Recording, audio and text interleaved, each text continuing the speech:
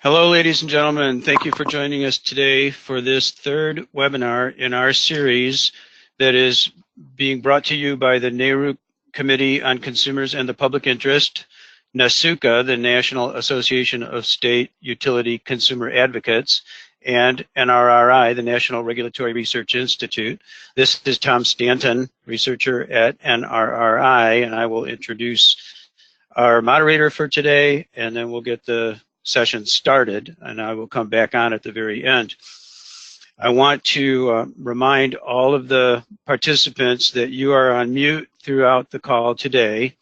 If you look at your screen, you can see an example of what the GoToWebinar control panel looks like on your computer over on the upper right-hand corner, usually when we start. And please get familiar with the questions tab. We're going to ask you to type in any questions as we are going through the presentations today. And we'll be taking any clarifying questions right away after each presenter goes through their material. So if you have something that you didn't quite understand or you need some more clarification, please let us know that right away, and then send in any other questions that you want to have topics queued up for discussion after all four presenters. We'll do that immediately after. Not all of the presenters today have presentation slides to show you, but we'll go through the ones that do have slides and then follow that with the ones that are going to give oral presentations only. And then we have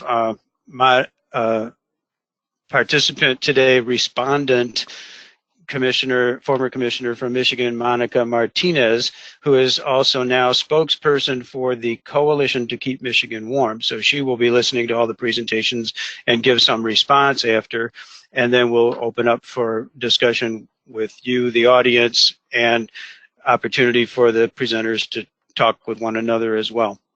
So I'm going to introduce you to today's moderator, Commissioner Marion Gould from the Rhode Island Public Utilities Commission. Commissioner Gould was appointed by Governor Gina Raimondo in June 2016. She's previously been the Commissioner of the Rhode Island Office of Energy Resources and has done a lot of interesting and important work. I won't try to go through her full biography, but has been a leader in environmental issues through decades of public service already, and was one of the people involved in launching the first statewide recycling program in the country.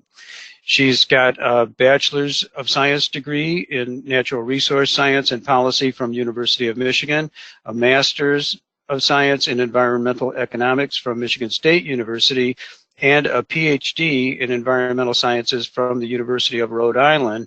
So let me introduce to you the Honorable Dr. Marion Gould. Thank you. Well, thanks so much, Tom, and welcome to everyone who has joined us today. I am really excited to be back moderating the third in this four-part series. And as most of you probably know, by the end of the series, we're hoping to have focused recommendations on some best practices for the regulatory community. How can we move toward more consistent data collection and reporting models that we can use to improve outcomes related to affordability, terminations, and uncollectibles? This is a really important topic, especially as new technologies are emerging every day that present more challenges for low and moderate income communities, for all customer segments, and also, we think, some real opportunities. In our first webinar, which was in May, we looked at the status of the problem, and we learned that despite a lot of really terrific work across the country, terminations and uncollectibles continue to be a problem, a growing problem. And we discussed on that first webinar lots of different things. Why do we have this problem? What are some of the trends? But also how emerging technologies might be harnessed. We might be able to harness them to better serve low and moderate income customers. And that was an intriguing look at some of the potential solutions on the horizon. In our second webinar, which was back in June, I think, we continued the conversation by sharing state experiences with data collection specifically. And we heard how regulators in several states are trying to improve and standardize data collected from utilities so that we can monitor and improve performance. And that was really the basis of the NASUCA resolution that was passed last year. And we're hoping to have possibly as one outcome, a joint NARUC-NASUCA addressing the same issues with standardizing data collection from utilities. And in today's webinar, we're going to zoom in on some of the success stories related to improving affordability, reducing delinquencies and disconnections, as well as how can we use data to improve outcomes. I want to emphasize, as Tom said, that any and all questions for the audience are welcome. I encourage everyone to take advantage of the great lineup of speakers we have today. I'll just give you a quick overview. The full bios are on the NRRI website. Our first panelist is Cynthia Riley. She is the Director of Consumer Assistance for the Maryland Office of People's Counsel. And she's going to be discussing Maryland's Critical Medical Needs Program, which is really interesting.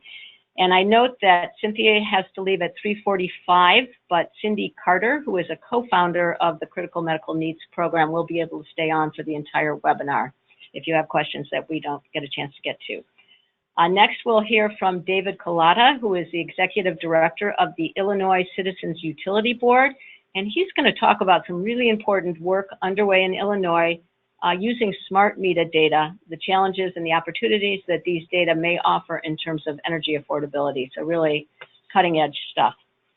Following David, Jim Williams, who is a utility consumer policy expert with the Ohio Consumers Council, will talk about some of Ohio's innovative consumer protection programs. Ohio has a long-standing reputation for excellence in this area. Then, last but not least, we will hear from Mark Schlake, who is a manager of credit and revenue protection from Marion, Missouri, and he's going to provide a utility perspective. And he will also be joined by Dan Bisher, who is the Director of Customer Experience Operations with Marion. Then after the panelists, as Tom mentioned, the Honorable Monica Martinez, a former commissioner from Michigan and a spokesperson for the Coalition to Keep Michigan Warm, will provide some responses to the panelists' comments as well as thoughts based on her experiences working on these issues in Michigan and nationally for many years. Each of the panelists and Commissioner Martinez will talk for 8 to 10 minutes. As Tom said, please send in the questions as they occur to you. We'll take a couple clarifying questions if there are any after each panelist, and then we'll have time for discussion at the end. So with that, I'm going to turn it over to Cynthia to kick things off. Thank you very much.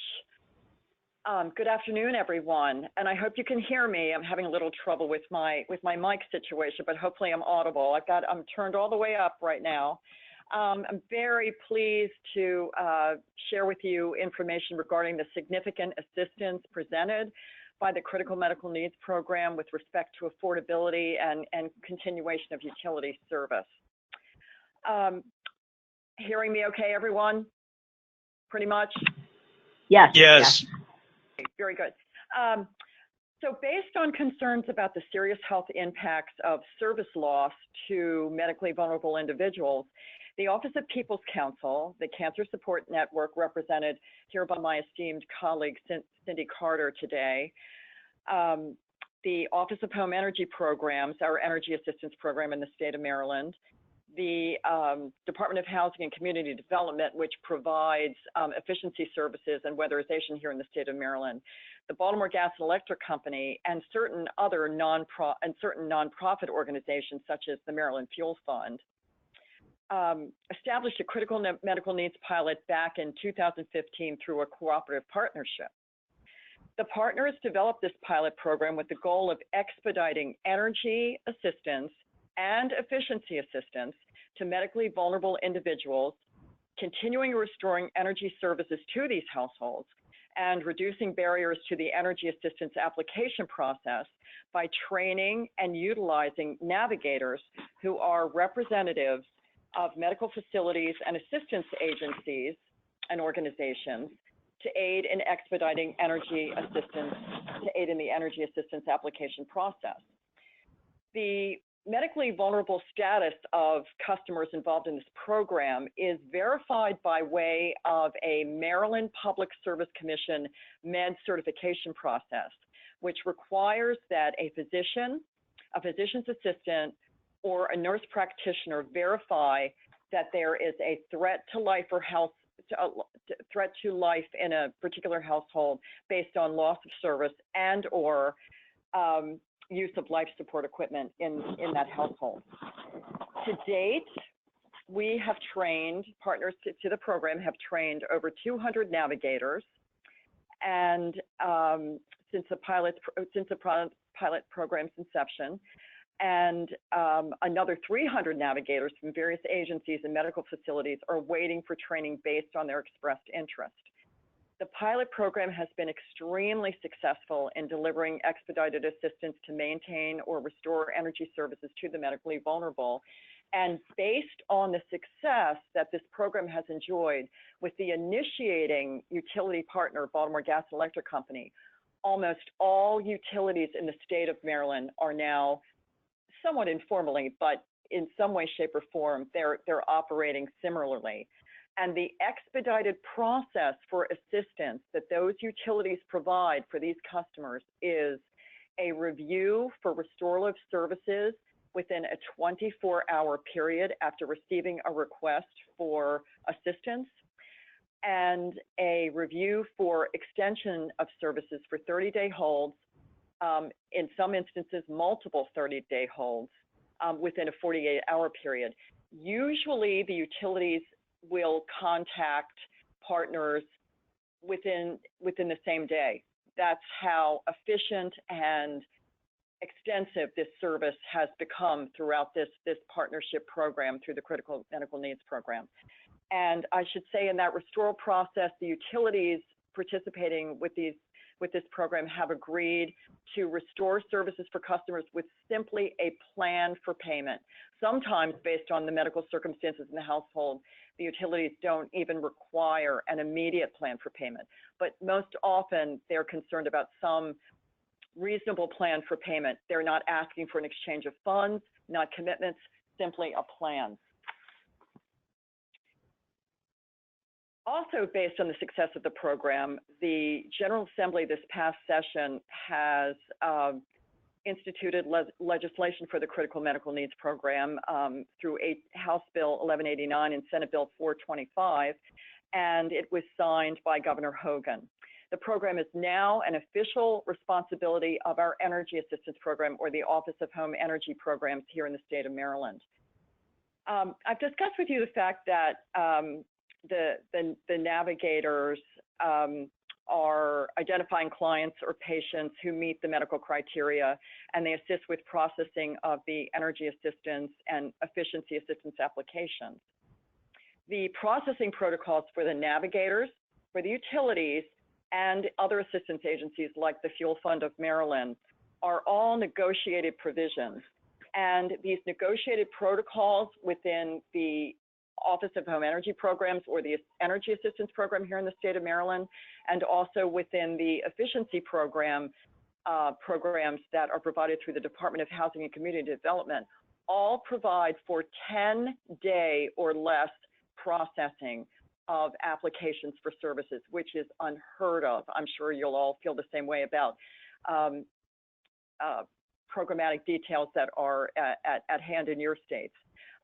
Prior to this program and outside of this program, we're seeing weeks and months on end for treatment of clients through these programs. But because of the Critical Medical Needs Program and the legislation that is now in place to create accountability and fast tracking of clients, there is a 10-day or less programming provision provided. So it truly is and has become, as you can imagine, a life-saving provision of services to clients who are seriously ill and relying on electricity for life support equipment. The program partners are currently working on plans to expand the navigator sites and training throughout the state, as well as with utility participation, even though, as I mentioned, we do pretty much have everyone, certainly all the larger utilities are participating with this process. I should also say that this legislation was passed with unanimous support. We're very proud of that. In the legislature this past session. And OHEP, our Office of Home Energy Programs, OHEP, our Energy Assistance Program, is currently developing implementation regulations based on passage of the legislation. I know my time is running short, and I've got this PowerPoint, which is very detailed, and I wanted to have available for you. So I'm just going to pick out some targeted pieces through the PowerPoint that I would like you to focus upon. But the PowerPoint is really for your edification and hopefully your assistance in maybe looking at something similarly situated in your states that could create assistance in this very significant way. If you could turn to page 3 on your in the PowerPoint. You know, my screen just dropped. My screen just dropped the whole webinar. I don't know why, but I'm just going to. We're on 3. You're on 3. Okay. Well, I'm just going to note something here on page 3 that I want you to focus upon in the provision of efficiency services through this expedited process. If you look at bullet 2, we've explained here the fact that want you to focus on the very significant provisions of appliances and HVAC services that are available through this program on an expedited basis, just really unheard of, especially in this state, under any other circumstances. And currently, we're working with the state weatherization program to include new HVAC in premises, not just repair and replacement. So that's a great nuance and assistance to this expedited program for efficiency services. I'm just going to skip around through a couple of pages here. On page 5, if everyone could view that slide, I just wanted to focus on the problems as we encountered them in trying to have this legislation and pilot programming instituted. It's important for your review in your own discussions as to what you're facing and what might need to be reconciled in developing a program like this. Of course, it's highlighting for you here on slide 5 the fact that I'm sure, just as in your states, there are many existing resources, but the challenges, the barriers are just too great for medically vulnerable customers to negotiate and navigate in terms of circling the wagons for assistance. On slide 6, I wanted to also mention, of course, what is probably obvious to the most casual observer, the interest of partners to a process like this, and those interests are to maintain and restore services without accumulating horrendous bad debt. And on slides 9 through 11, I wanted to provide you with some focus on all of the partner agreements, a lot of the detail to the partner agreements, which is way beyond my time frame to provide in any kind of significant detail, but laid out here for you in slides 9 through 11, the partner agreements from everyone, starting with Office of Home Energy Programs, energy assistance, and of course, as I mentioned, the efficiency programming, to the role of the navigators, and of course, the role of the utility companies, which, as I mentioned, provide this tremendous life-saving response time of 1 to 2 days, depending on whether services are on or off. And as I said, oftentimes the utilities are responding to us within the same day. It's been magnificent in terms of life-saving provisions. I know I'm short, but on time, just a couple more notes. Page 12 and 13, slides 12 and 13 have just a visual or flow chart about the process.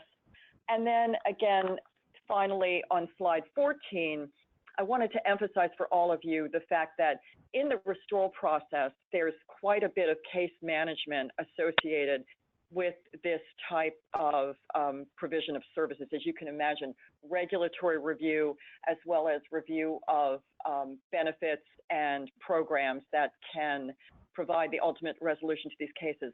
Fortunately, here in the state of Maryland, we have a division in our Office of People's Counsel, which I manage, that has limited, but does have staff to provide these kind of case management services. I would imagine in an organization like Ohio, a larger organization, there would be some room to grow for services like this. I know not all agencies like ours in Maryland are set up this way with staffing, but just to be aware of the fact that this is highly labor intensive in terms of case management related to the restoral process. And then finally, the benefits of the program, again, obvious to the most casual observer, the health and safety benefits, the outreach, the leveraging, looking at models for more comprehensive regulatory change. And then I've also just included some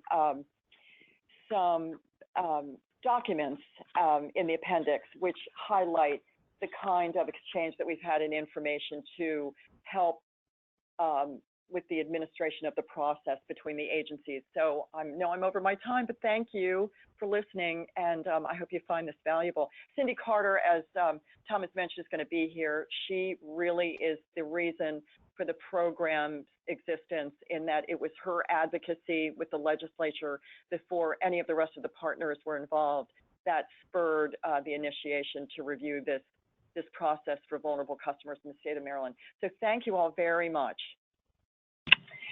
Cynthia, thank you so much. That is really clearly a fabulous program, very innovative, and it's I appreciate that you provided so much material so that people can review back for the details of the program. Just a quick question. I'll take my moderator's prerogative since I know you have to leave, just to tie the description of the program into the question of monitoring performance. So have you given some thought while working out the complexity of implementing the program on how you will measure the performance? Are you trying to ensure that you'll have the data from the utilities needed to document the impact of the programs on collection and operating costs, arrearages, terminations, that kind of thing? You know, this program currently legislatively is set up to monitor and effectuate an accountable process for the energy assistance application format. So those are things that I think we should be thinking about, and I'm hoping that we expand into that realm. But there was, and Cindy Carter, please correct me if I'm wrong, there was informal data collected by Baltimore Gas and Electric Company during the first 2 years of the programming, and BG&E did include a summary data for the first year or year and a half, Cindy, as I remember, and reported through their analysis of the program that it was enjoying a 75% success rate for closure and payment of cases with the company. So we do have that. 75%. That's impressive. Yeah. Well, it just right. The stars aligned. The stars were aligned here, and we've been very blessed. And you know, I have a wonderful mentor in our People's Council that really ensured that all of the partners were productive and responsive in the process. So those are really great. That's a really great question. That is something we need to think about down the line. But the accountability, I guess, initially here will be for the process related to the legislative enactment of the program through the Energy Assistance Program. Yeah. Okay, great. Well, thank you so much. Really a fabulous program. I have a long list of questions already, which did someone want to interject? I think we need to keep moving. So we'll save, if it's okay, further questions to the discussion at the end. So thank you again, Cynthia. Really fabulous. For the opportunity. We're really very happy. So pleased to be here. Wonderful. Okay, and I'm going to turn it over and switch gears a bit to our next presenter, David Colada from Illinois. Take it away, David. Thank you. It's great to be here. Appreciate the invitation to speak to you all today. I'm going to be presenting and discussing some of the implications of an analysis that we just published in the Electricity Journal. It's called 6 Unique Load Shapes, the Segmentation Analysis of Illinois Residential Electricity Consumers. Next slide. So I think, at the macro level, we think that data analysis can be helpful as we try to identify best strategies to improve affordability. It certainly isn't a panacea by itself, but I think it can help us move beyond intuitions as we deal with complicated issues of rate design. It can help us identify energy efficiency opportunities where folks and help target energy efficiency and demand response programs. As I will show you through this analysis, I think there's a lot that can be done with socio-demographic analysis, to discover and find the different ways that people use electricity, and then tailor programs based on that information. I think this is particularly true for those of us who are, say, in the PJM capacity market. We definitely think there are fair means to allocate capacity costs and other costs such as those. And then, I think the direction we're headed in, we're still at the early stages of this, but in an ideal world, we could have predictive algorithms to identify money-saving opportunities. We've already kind of noticed in the data that I will go through, there are some blocks where people seem to be doing better than one might expect, and the converse is true as well. So then the question is, why is that the case? There may not be a reason, but we suspect at the end of the day there could be some good practices that we can discover, and or some bad practices that we can rectify. Next slide. So what you're going to see today is based on a huge data set. We believe it's the largest such analysis that's ever been done. It's 2.5 million Illinois residential customers. It's anonymized ZIP+4 data. That's the lowest level, but with a 15 by 15 privacy screen, where essentially if you could identify someone, you move up to the next level. But this is a massive data set that is available to to researchers. What we did in this study is match summer usage to demographics using census data. We took individual load shapes, calculated as their average summer weekday usage, and then we kind of normalized it to their maximum load. Without getting into all of the statistical techniques here, we did use what is known as k-means clustering, a k-means clustering algorithm, which is unsupervised. It's a machine learning algorithm, and it is designed to minimize statistical differences between observations. So it allows you to find kind of organically clusters rather than predetermining them at the start. And then based on those clusters, we did a regression analysis that predicts the likelihood of a cluster member having particular socio-demographic characteristics. And to cut to the kind of the finish, what we found is pretty conclusive evidence that, at least in the case of Illinois and in ComEd, that lower income areas had a flatter load shapes and less usage. Next slide. So I won't belabor the point too much. I will give you a link at the end to where you can find the study. But you can kind of see at the bottom right-hand corner there, you can see kind of the 6 different load shapes or ways folks use electricity.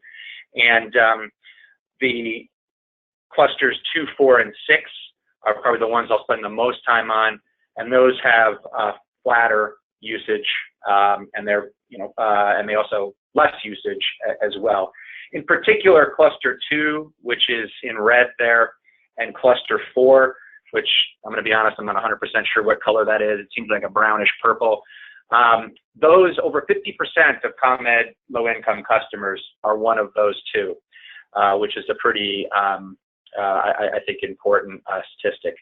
Next slide.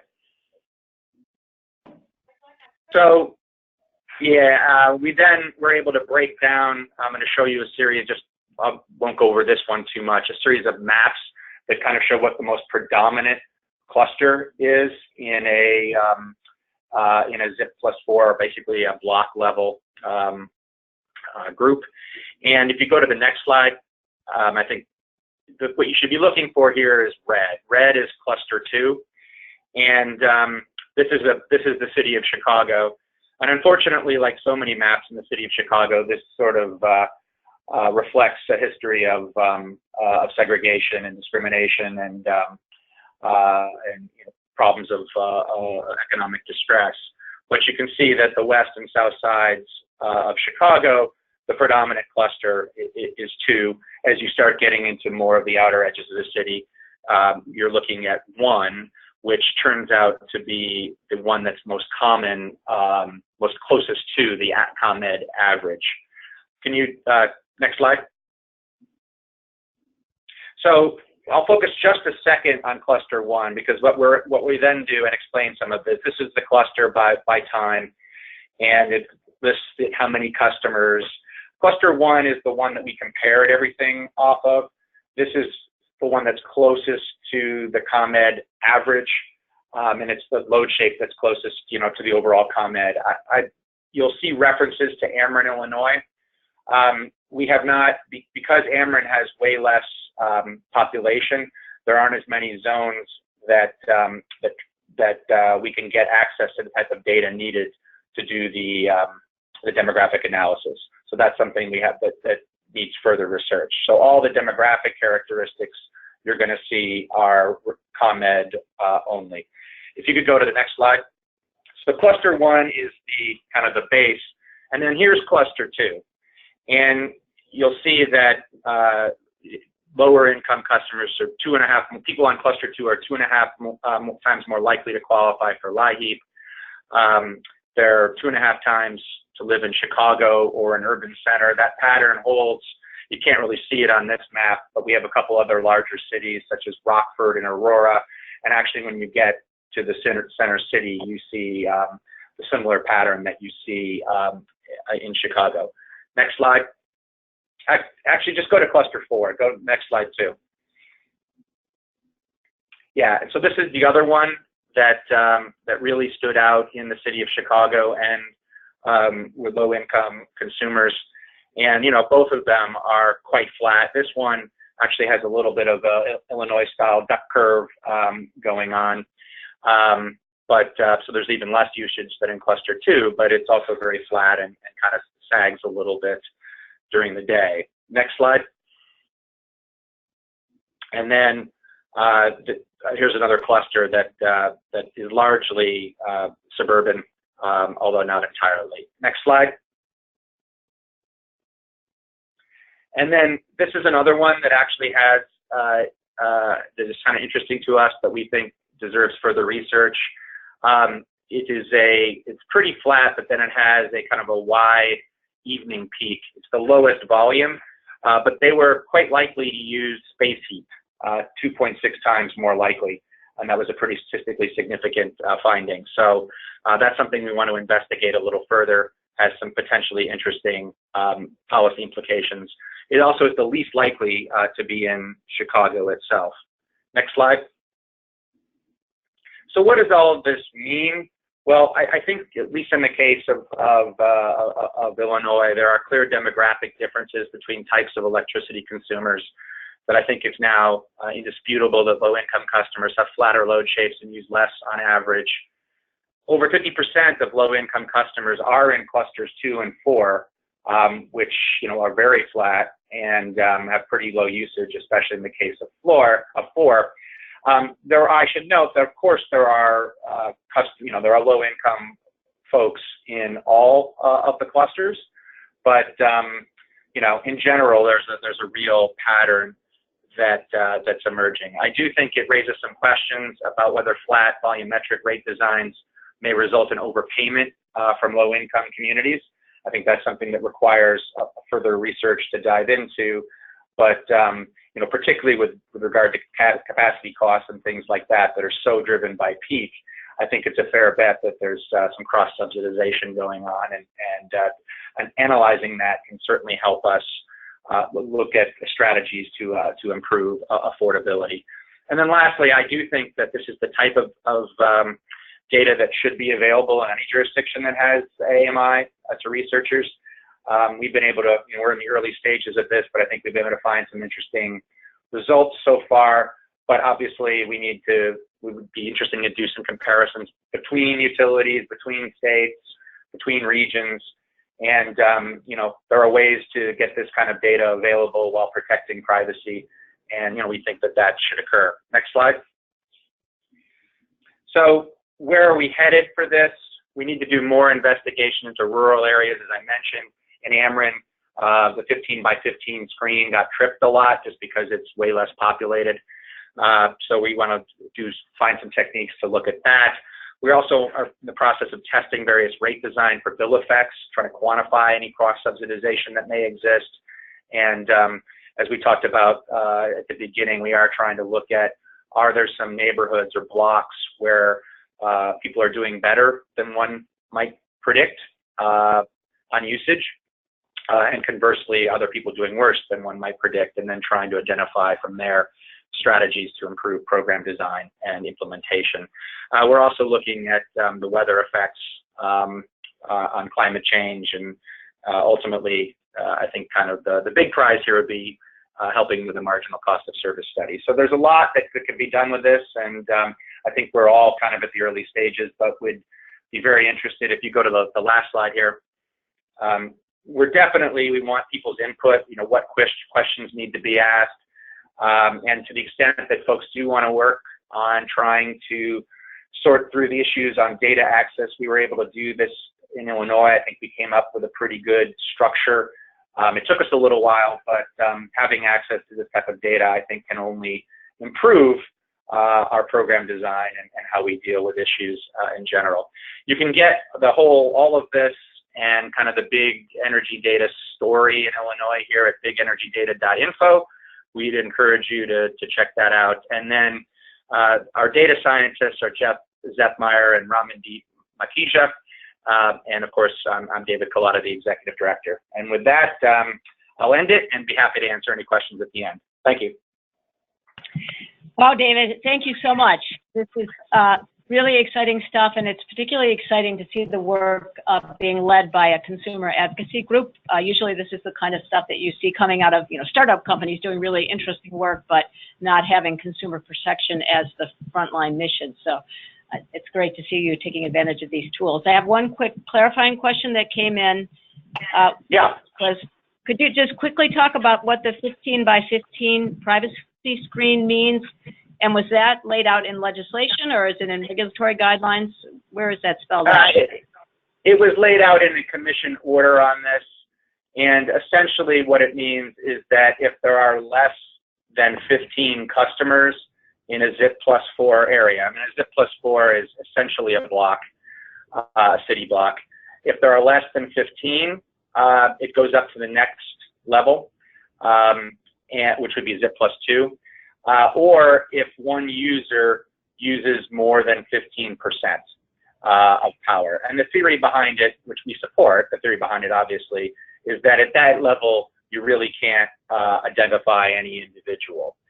There's some debate out there about, could you go a little lower and not be able to identify? I think you probably could.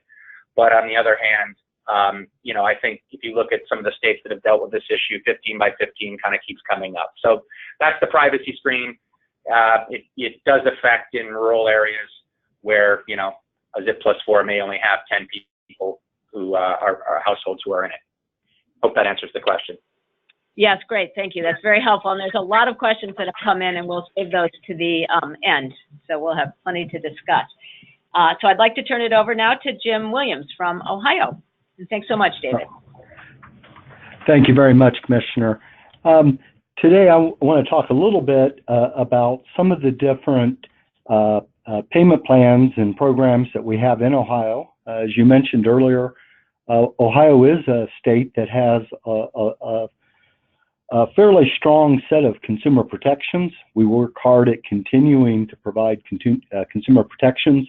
We also work hard at collecting data so that we're able to, as the opportunities present themselves, to be able to advocate effectively for consumers. One of the first programs that I'm going to talk about is our percentage of income payment plan. This program, which many of you have probably heard of, was created back in the early 80s. I believe it's one of the earliest programs of this type. Under the PIP program, customers pay a percentage of their income on a monthly basis towards their gas or electric service rather than an actual bill.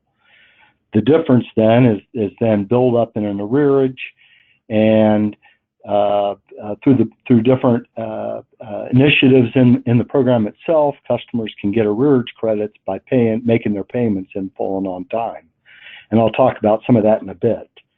As part of a restructuring of our electric industry back in '99, the program was structured in two different parts. One of them, the gas PIP, stayed with our Public Utilities Commission of Ohio. The electric PIP and the administration of the program was assigned to the Ohio Department of Development. since the Ohio Development Services Agency. Both the gas and electric PIP programs are paid for through riders. For the electric PIP, it's paid for through a Universal Service Fund rider. For the gas PIP, it's paid as a rider on gas bills. When PIP was initially created, the original payment level was 10% year-round for natural gas, and then there was a seasonal 5% payment for payment requirement for electric. However, there were some significant changes made to PIP in 2009, 2010 that changed the payment levels to a year-round 6% for gas, 6% for electric. There was also requirements that were established for a minimum payment of $10 per month for both gas and electric. One of the primary incentives for restructuring the program was to encourage more timely payments from PIP participants. At that particular time, meaning in 2009, 2010, there was at that time roughly 4 to 5 payments on an annual basis being made by PIP customers, and many were just building up arrearages that were almost untenable. So the intent was to tie payment of the monthly PIP payment to an arrearage credit. And so if customers make an in full and on-time PIP payment, the difference between their PIP installment payment and their actual bill is forgiven. And there are provisions in the program where over a period of time of 24 months, if they make payments in full and on time, they can have all the debt that they would owe on the program forgiven. There's also been some structure put into the program for graduate PIP. This allows customers that are no longer eligible for PIP, but that might happen to still owe some money to be able to go off the program, make a particular payment over a set period of time, and then be able to discharge any remaining debt. And there's also some provisions for former PIP customers, that is, those customers that are no longer even in the utility service territory, to be able to pay off a percentage of what they owe in PIP debt to be able to have the entire debt forgiven. Everything with PIP has now been tied more towards timely payments. Just to give you an idea of the magnitude of the program, it's roughly 400,000 customers participated in over the last year. I will say that several of the changes that were made in 2009, 2010 have significantly improved the payment compliance. Last numbers that I saw were something in the neighborhood 73 to 75% of all the payments are now being made in full and on time. Some of the other programs that we have in Ohio is that we do have a number of different PUC required payment plans for customers. Some of these are based upon, like, they're available during the winter months. Some of them are available, most of them are available year round. And we also have requirements in Ohio for, call them more the extended payment plans. These are negotiated arrangements between the utility and customer. Ohio puts a lot of emphasis on protections during the winter heating season, and so there's a special winter reconnection order, tends to be issued every year, that provides a special payment plan to get customers turned back on who were disconnected, prevent a disconnection, or to be able to pay a deposit or something like that to initiate service. Our requirements in Ohio call for a standard 14-day disconnection notice, and then also during the winter months, there's an additional 10-day notice.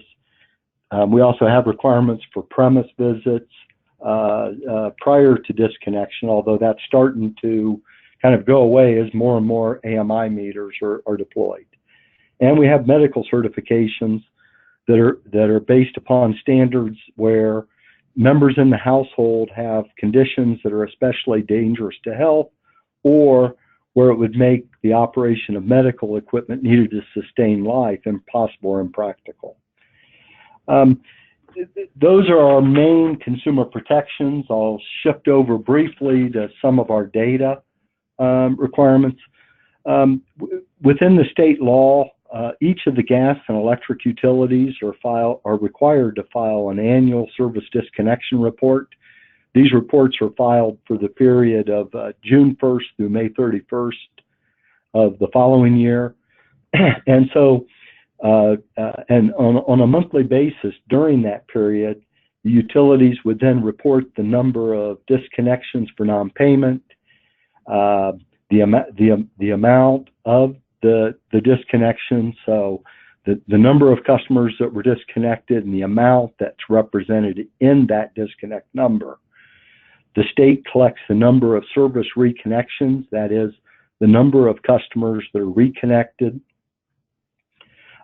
We also, the state collects data through these reports on the number of final notices that are sent to customers and the amount of the final notices, the number of accounts that are in arrears for 60 days or longer and the total dollars that are represented by that. We also track security deposits, that is, the number of customers required to provide security deposits and the amount of deposits. And I think I might have mentioned it, the number of service reconnections.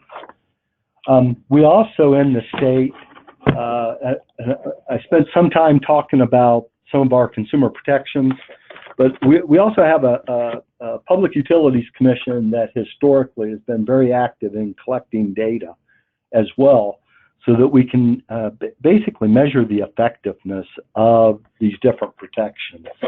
The type of data that's collected is going to be number of customers that are on PIP, number of customers that are on the graduate PIP I mentioned, or the former PIP customers, measuring the average amount of PIP customer bills, that is the actual bill for the class of PIP customers, and then also an average for the amount of PIP installments.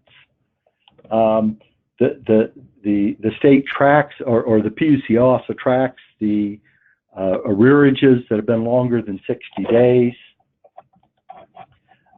tracks the number of customers that are being reconnected, number of customers that are active on each of the different payment plans that I mentioned, the number of customers that were successful with the payment plan, and the number that switched to another payment plan. The other thing that's also measured is the number of customers that are using medical certifications. That data tends to be tracked both for residential customers as a whole, as well as for PIP customers. And then also tracking of data during the winter heating season. So that period of November through April, and tracking basically the number of customers that are using the winter reconnection order to be able to prevent loss of service or to get services turned back on.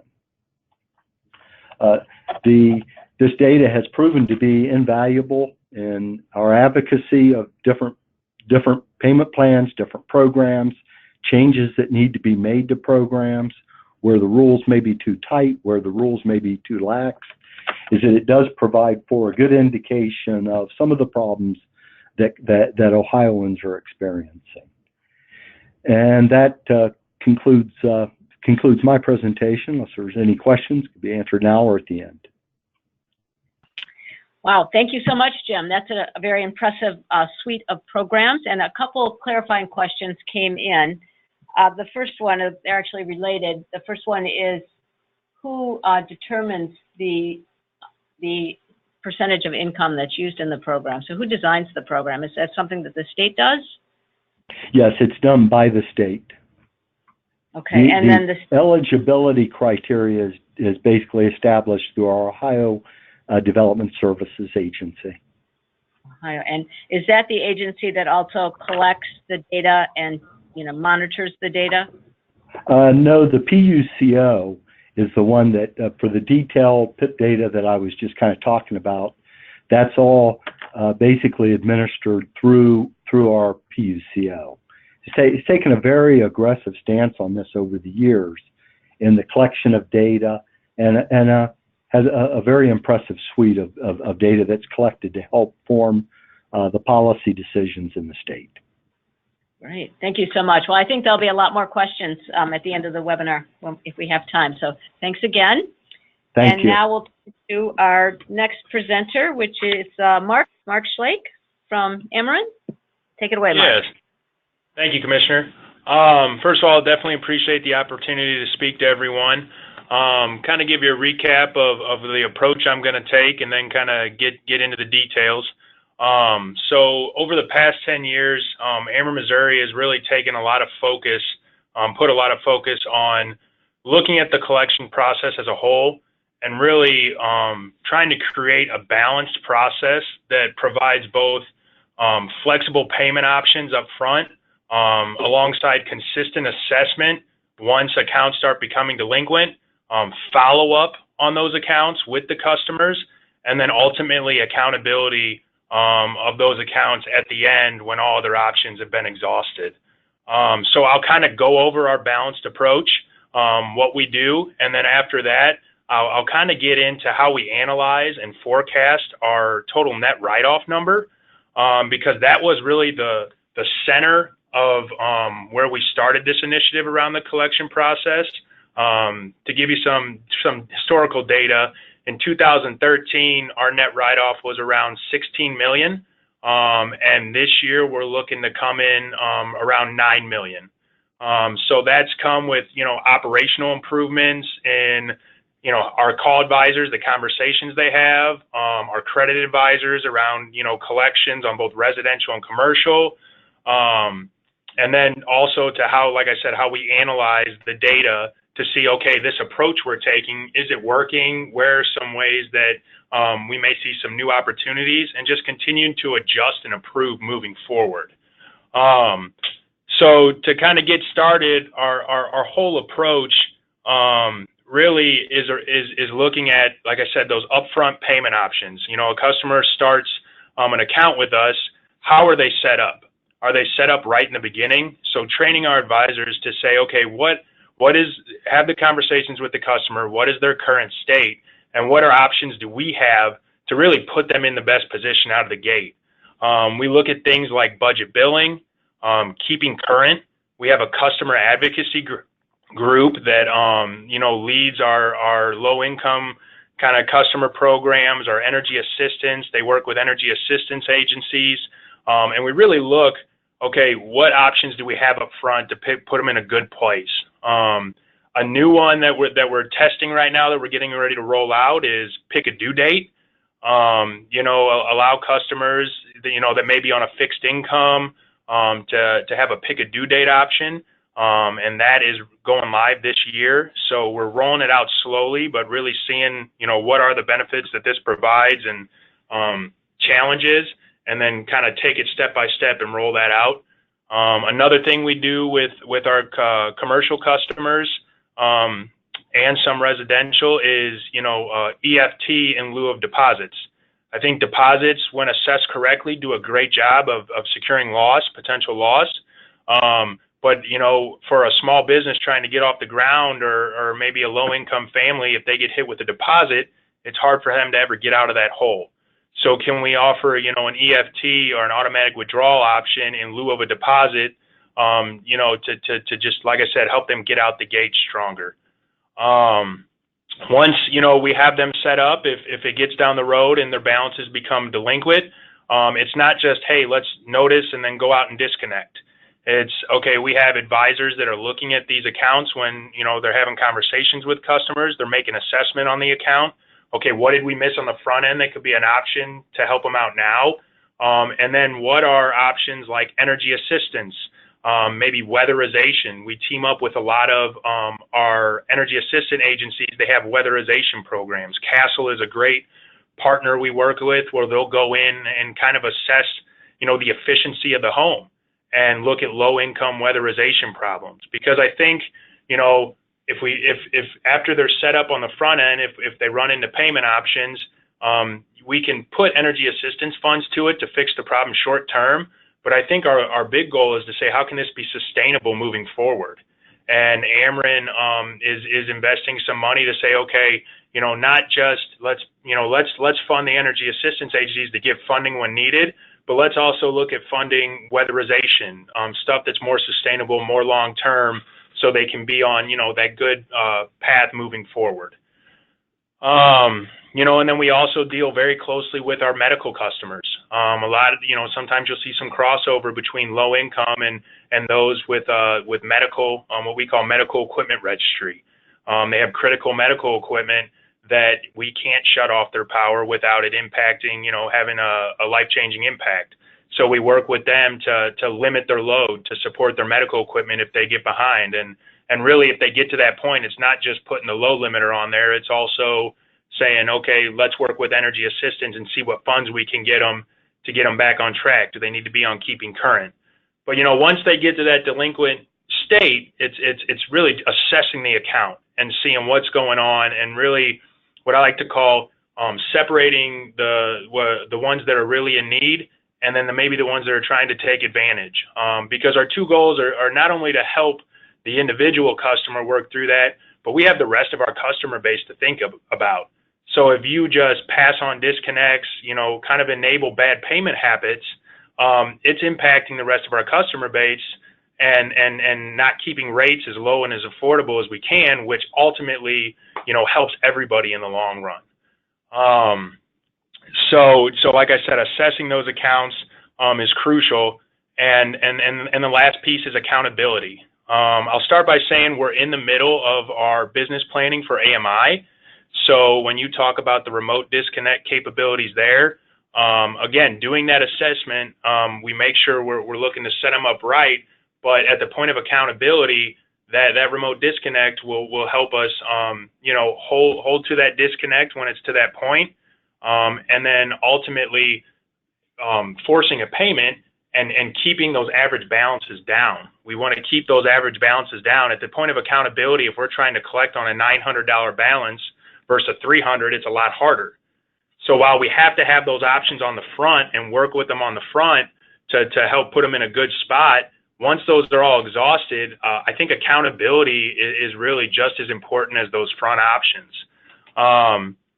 So that's really, that's what I call, our three pillars is the upfront payment options, the assessment when the accounts are kind of getting in that bad range, and then the accountability on the end. And really when we do that accountability on the end too, making sure we have conversations. So if it is time to get to that point and, disconnect is the right, we move forward with that.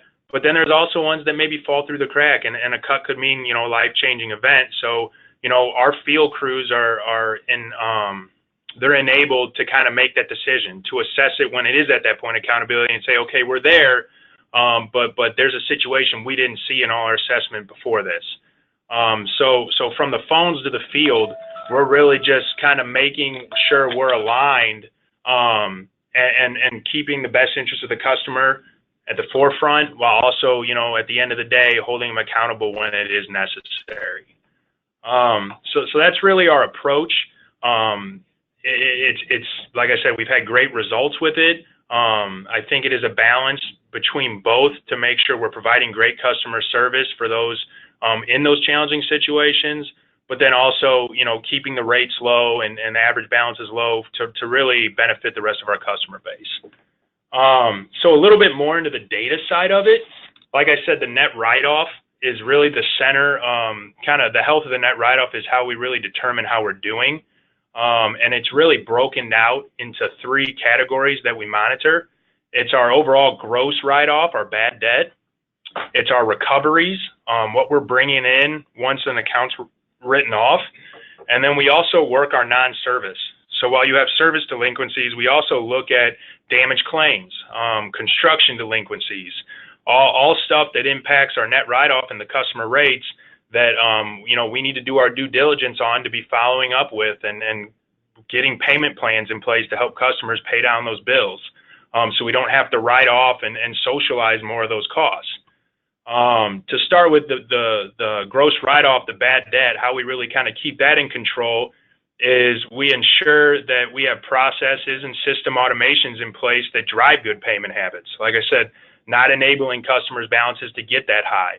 And then the training with the call advisors and our credit department, and collaboration with IT to make sure our systems are working right and there's really no holes for people to kind of work around the system. We've also increased, right now, since we don't have AMI, we've increased our disconnect resources to have consistent accountability.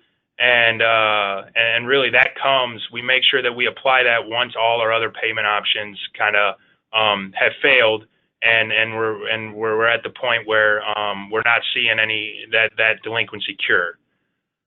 The second piece is the recoveries.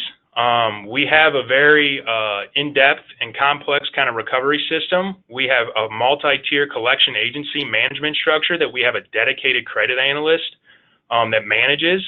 He operates in a 4-tier structure, and he really sets goals, provides updates, and he has even a bullpen of collection agencies on call when the ones that are working, maybe the performance is lacking or something like that.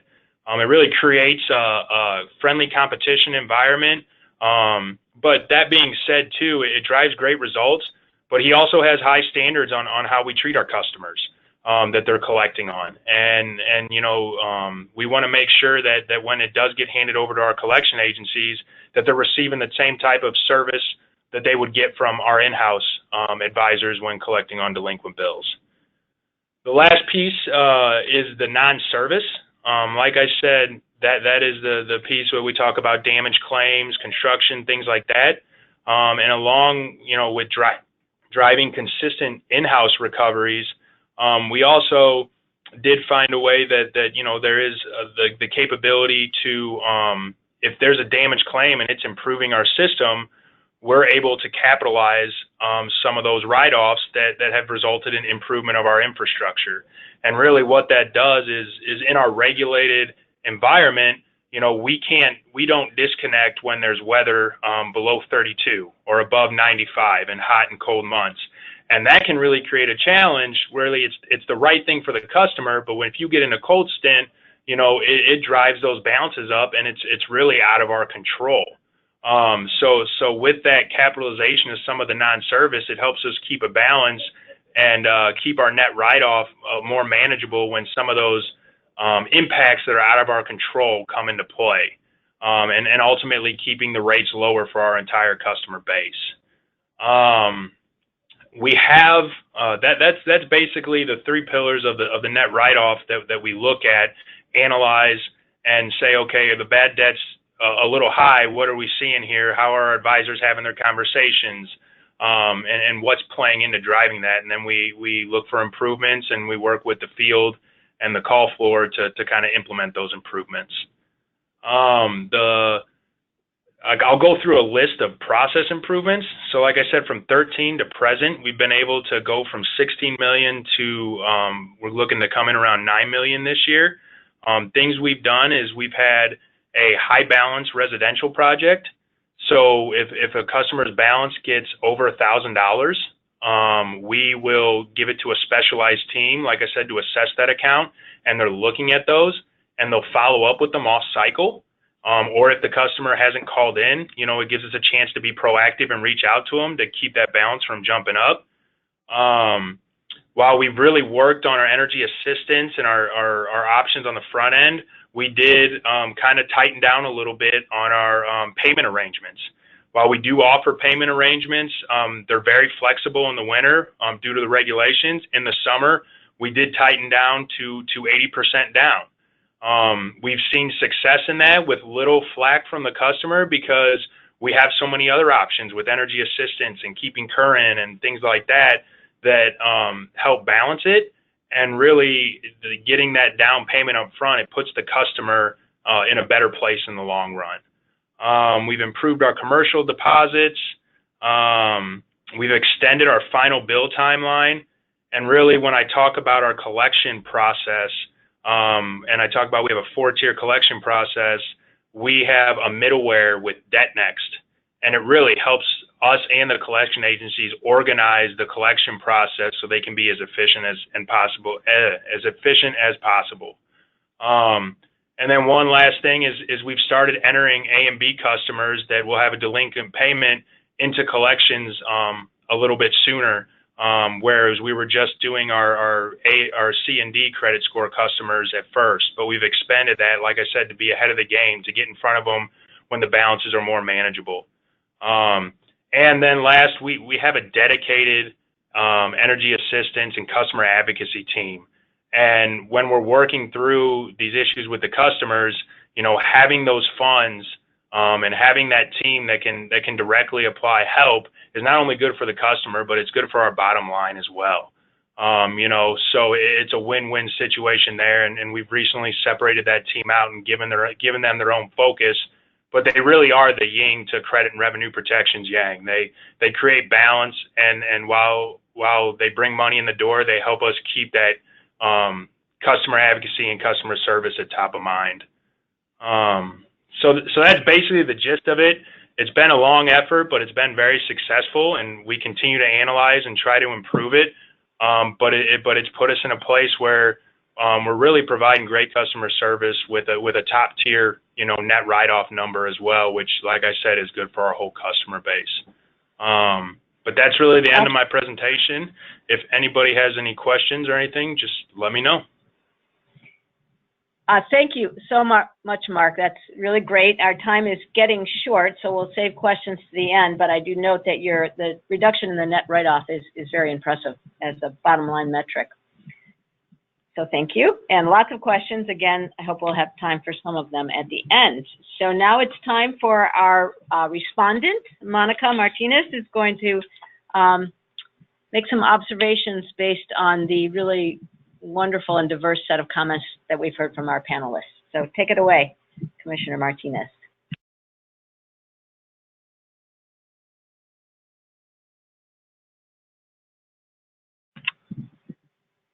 Are you there? Is Monica there?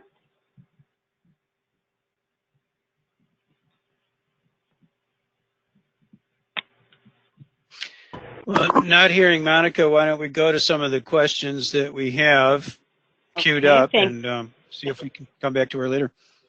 Okay, thank you, Tom. I will do that. So I'll just start with a question for Mark, and that is Ameren using any programs like Experian Insights reports to boost on credit or boost credit development to distinguish who's being delinquent versus rewarding your customers that are paying? We aren't doing anything with Experian from that perspective as of right now. We do use Experian in some other aspects, but no, we don't do that currently. So you use Experian, but not for this particular process, is that right? Correct. Okay, thank you. All right, so I'll go back with a few questions for Maryland, and this is for Cindy, who I know you were there, you helped start the program, Cindy, and we had a question about whether or not, before the program was launched, the Critical Needs Program, whether you had a good discussion about the trade-offs between the Critical Needs Program, which is highly time-intensive, versus simply applying the equivalent cost savings on the bill or rate discounts, which are less costly to implement, so a simpler program. Was that a discussion that was undertaken with the stakeholders? No, this is Cindy Carter, Cancer Support Foundation. When we worked with the program, the whole program came about because we had people that were ill that could not apply for the grants that were available. And the average grant, we have 4 grants in the state of Maryland now that cover arrearages plus current use for electric and heating. So we found that a lot of people were getting turned off that were eligible from an income point of view to get these grants. But if they can't apply for the grants, then their power was going off. So when we started working with BG&E, and they were the beginning utility company, that's where we started to keep the information, because they wanted to see if if this was really going to help people with the accounts receivable going down the road. And they were very, very pleased with the outcome. And it has proven that the majority of the people we're working with that are eligible, because they are eligible for the grants, but now making it where they're able to apply for it, they were able to get the bills paid, and in the long term, they were able to keep on, and the utility companies have been paid. So it has worked out very well simply to get people into the programs that already exist. Thank you. That's a good answer. And do you know what percentage, Cindy, of customers are classified as having medical needs or medical vulnerabilities? And have you been able to track whether that percentage is growing as the population ages in Maryland? Cindy Riley would be able to tell you better on that. But I believe it may be a 60% of the people that apply in those grants have medical challenges. It may be more than that. I do know that there is a high number of people that do not take part in the program, in the grants, and those are the people that through this program of identifying those with medical needs, we're getting into the program. We're dealing with some people that come into our arena simply because they get diagnosed with cancer that for years prior to this were eligible for the programs, but have not been involved with them simply because it was too hard to apply. In Maryland, you can apply online, which is almost impossible for people that are ill. You can go in person or you can mail or fax it in. And those systems were just not working for people that are ill. And when it got to a crisis point where we were getting so many calls every day, that's when we decided, well, we've got to look at this a different way.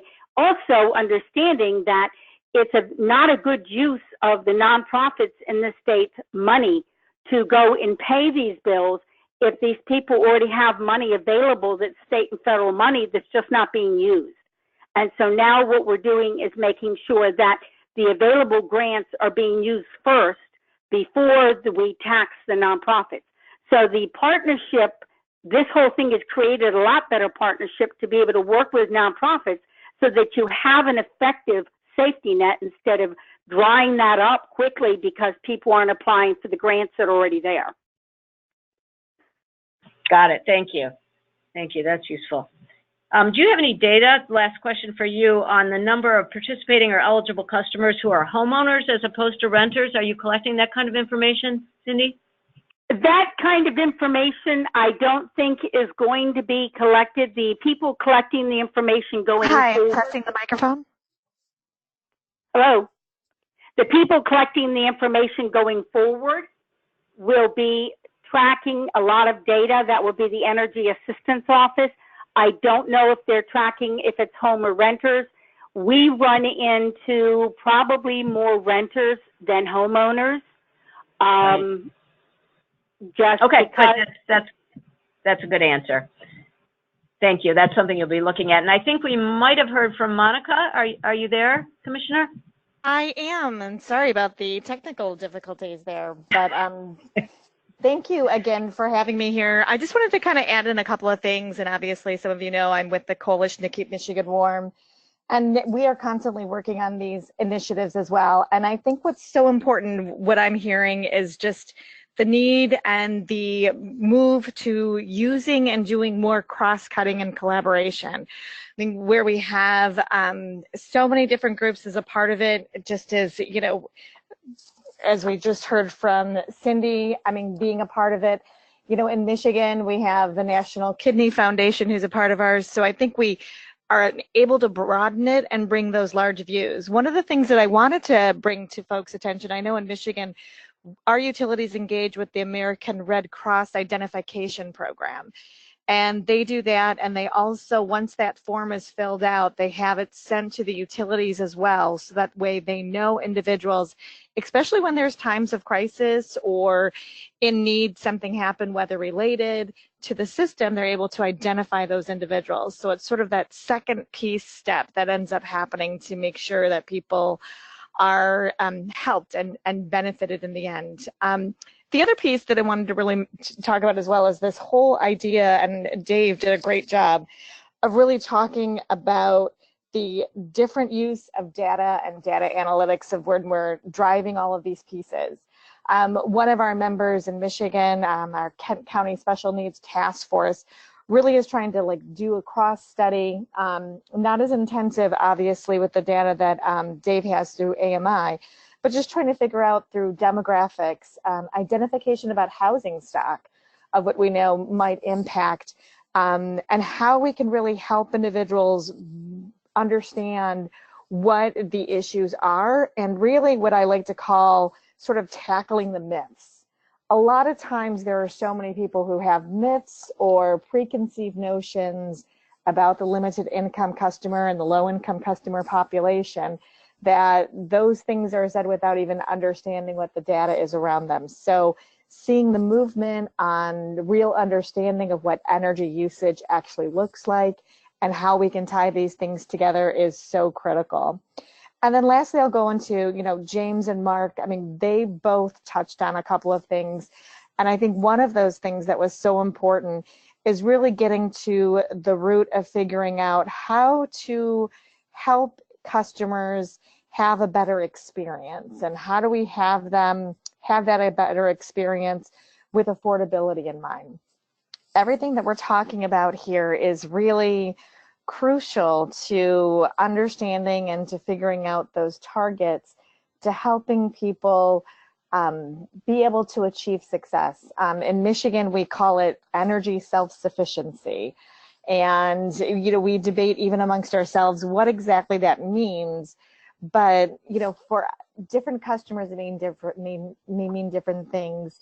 Depending on what their income is, it certainly has the capability to trying to figure out how can we make sure that they have an affordable payment, and how can we go back to that piece of figuring out with all of these systems, how can we engage the energy assistance piece, how can we engage the energy efficiency piece to try to make sure that we're getting that affordable payment, but also trying to help that customer be successful. I mean, we know that energy burdens are there, and we need to figure out how to make sure that that affordability and that move to really make sure that the customer has that opportunity for timely payments, looking at different things. I mean, when, some of our utilities as well in Michigan have moved to allowing a pick a due date. And when you're looking at those things, it's so critical. So I'll be anxious to see how Ameren's piece of that turns out, but especially for limited income customers, especially when we think of our senior population who might be receiving Social Security checks at certain times of the month, and those things might not coincide when their utility bill is due. So all of those things come together, and I think it's about that customer experience. How do we make sure that they can be as successful as they want to be and as they can be? And it's really going back to making sure that we're driving that affordability when we're doing all of those things, which I think is so important in bringing this out. So I think that's the main piece. I think this is great. I'm curious as well with some of the questions, and I know you're going to jump back into those, but just looking at, how do we look at these data and these metrics, and how with all of these programs can we continue to do a good job of defining goals of those programs? Well, we want people to be successful. Are we driving down the number of disconnects, and how are we doing that? And are we driving down or driving up the number of timely payments? And how could we use these different metrics to tell us a story that means that we're reducing cost and reducing burden on everybody, not only the customer, but the entire system. So I think that's so crucial. So I'll turn it back over to you, Commissioner Gould, because I know we're at a time constraint. And so I'm anxious to hear some more of the questions that we have from some of the individuals who've listened in. Well, thank you so much, Monica. Those are very helpful observations. And I guess I would ask Jim and Mark about whether or not they include in their stakeholder groups some of the health entities like the cancer groups or the some of the groups that you mentioned, Monica, when you're doing your stakeholder engagement or outreach. Yeah, there's like area agencies on aging. There's, a variety of folks that can be utilized. Uh-huh.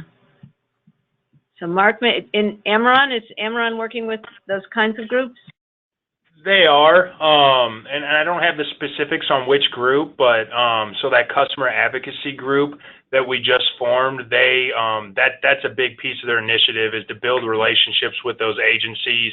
Like I said, not just the funding agencies, but the different agencies that could impact our low-income customers. So they definitely have a focus there, but yeah, I'm not sure what the exact ones that they work with are. Well, I would say, so this is Dan Bisher from Marion as well. Hello, everybody. And so those agencies that Mark is mentioning, I think it's important to note that while Marion certainly donates money to assist our low-income customers, we also take on the burden of applying roughly $23 million a year, working with those agencies to apply those funds to our low-income customers. So we don't necessarily provide all of that money, but we do take on the operational elements of working with the agencies to apply it to the right customer opportunities. And that includes, for example, we had an event 2 weeks ago where in a county called St. Charles outside of St. Louis, where we had over 600 customers come through this event and get the opportunity to sit down face-to-face with one of our assistance advisors, understand the programs, fill out applications, understand what they're eligible for. So especially as you think about these customers, they maybe don't have access to the same information or online portals that many of us take for granted. And so the opportunity to sit down with a real live person is typically something they see a lot of value in. So we're looking at expanding our efforts there and just trying to do a better job of connecting one-to-one, community by community, and certainly leveraging our existing agency partnerships to help us do that. Great, thank you. I have a follow-up question for you, Mark and Dan, with regards to training your call advisors about how to best manage bad debt situations. Do you have metrics for your call center that you use to help monitor and evaluate their performance? And if you do, what are they and what are the data showing? There are metrics upstairs and on the call floor, and they're mainly around handle time and things like that. When you get into the training around, okay, how are we setting them up? What options are we giving them? Or are they set up in the forefront? You know, best moving forward. It's really analysis done by the credit team after the fact. So it's nothing on the initial setup, but once the accounts become delinquent, credit does their analysis and their assessment, and then it's working with those teams. We do huddles, we do feedback with their direct supervisors, and we really treat it case by case when necessary to say, hey, there's an opportunity here to improve, and we call up there and work with them on how that should be different. And then we get with the training team on the forefront to say, okay, these are some things we're seeing where we could be better setting up the customer on the forefront. And we implement in that training for, new call advisors coming in, as well as doing on-the-job training with current advisors who we see opportunities around as well. Yeah, maybe one thing I'll add to that, and it's not necessarily a direct response to the question, but I think it's something really fun and cool that we do here. We see, as I'm sure many others do, a direct correlation between our own employees' internal engagement and our customer satisfaction scores, particularly, as they interact with folks from our call center. One thing that we instituted a couple of years ago was we give each of our advisors $200 per year to use with low-income customers at their discretion. And boy, you talk about just some really feel-good, heartwarming stories. We've even had advisors pool their money or have a little bit left over and give it to someone else that's helping a separate customer. And so, great for internal and great engagement, great for our customers, and kind of a neat way to empower our people on the front lines to make decisions and help people. Great. And I did just one last thing when I talked about the high balance effort. So once they reach that and the balance is $1,000 or higher, that's where credit really gets in and does that analysis and digs into, the contacts on the account to say, okay, what conversations were had with this customer. And that's when we go back upstairs with really a holistic picture of what went on before it got to this point, and loop in training, and then also on the job training with those advisors, just to make sure we're doing everything we can on the front end. Got it, thank you. I think this question is from Jim, but I'm not positive. But Jim, when you collect data on the duration of disconnections, do you cross-reference that with the other kinds of data that you collect to try to get at the underlying cause of the problem of the disconnect? Yes. The data is attempting to measure whether customers are being reconnected within the same day or the next day, or whether or not they're off for a longer period of time. And the reason that that's important for us is that many customers, may lose their service during the summer and may be off for some period of time before winter.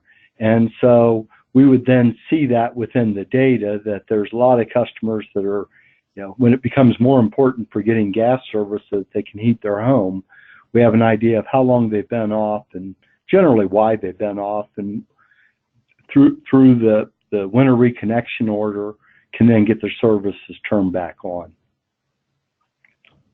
Thank you. That makes sense. So just a last quick question for David in Illinois. Have you, I'm sure you have, begun to think about how your data might be used to provide programmatic assistance to targeted load shapes? For example, can you use the data to help design and implement energy efficiency programs? Is that entering into the conversation? Yeah, that's ultimately definitely one of the big use values of this we see, and trying to work on strategies to do that. We certainly think it's the type of analysis that needs to be done that can help with program design, particularly of efficiency and demand response. We don't know who we're areas, we don't know who the individual customers are. I guess the utility would in that case, but yeah, that's certainly what we plan on doing. Great, thank you. Well, we're just about out of time. I want to thank all of our panelists and Monica for a really stimulating hour and a half. We could go on. We could have spent an hour and a half on each individual presentation. Just to reiterate some of the themes that Monica threw out, it's clearly critical for utilities, state and local agencies, and other stakeholders to work together in innovative ways to, especially in this whole area of coordinating medical services, energy services. I think there's a lot of many challenges and many opportunities in that arena. Also, when we consider best practices for data collection, we definitely need to be paying attention to protocols for accessing appropriately anonymized AMI data, which then can be used to understand the situation better, improve services and affordability. So I think that's an exciting frontier. And clearly, stakeholder engagement across the board is crucial. The use of sophisticated data tools is going to be really important, but it's also going to be equally important to keep things simple for the customer, especially for the customers that are struggling to pay their bills. So lots of good ideas presented today. Thanks again to the panelists and also to NRRI, NASUCA, and NARUC for their work. And I'll toss it back to Tom for a preview of other webinars to come. Thank you so much, Commissioner. That was a really great series today, I thought, and I want to just remind the audience we have one more in this series of 4 webinars with the Committee on Consumers in the Public Interest and NASUCA. That will come up in October. And we know the Committee on Consumers in the Public Interest is also working on the idea of a possible resolution for the November meeting of NARUC. So all of you who are listening in, please feel free to keep communicating your ideas and your thoughts about what might make the most sense for regulators in this regard. We also are going to be trying to work out a series of many case studies on many of these kinds of ideas like you heard today. So if you know of other programs anywhere in the country that you think are doing good work to help low-income consumers and help reduce payment delinquencies and help reduce disconnections, we would love to learn about those and work with you to develop case studies that we can share with the whole country. I'm going to show you now just a couple slides really quickly of future webinars. The next one for NRRI will be coming up September 25th. and that's about green tariff rates for the customers who are now making a lot of commitments about reducing their carbon footprint and making commitments to work on global climate change. Those voluntary actions are taking place all over the country, and more states and utilities are providing new kinds of green tariffs. So we'll have an exploration of that next month. And then NARUC has got a series of webinars from the Center for Innovations, and that next one coming up is on September 19th. This slide shows you the series that's coming September, October, November, and December. And we always welcome your ideas for future webinars and future papers for NRRI. So I want to thank everyone again for participating today, and we'll log off now. The webinars are recorded. The recording will be put on the NRRI Media YouTube channel. That's a new thing for us, and we're starting to put all of the previous webinars where audience can get access to them later. So thank you very much for your participation today, and we look forward to meeting with you again. Thank you. Bye. Thank you. Goodbye.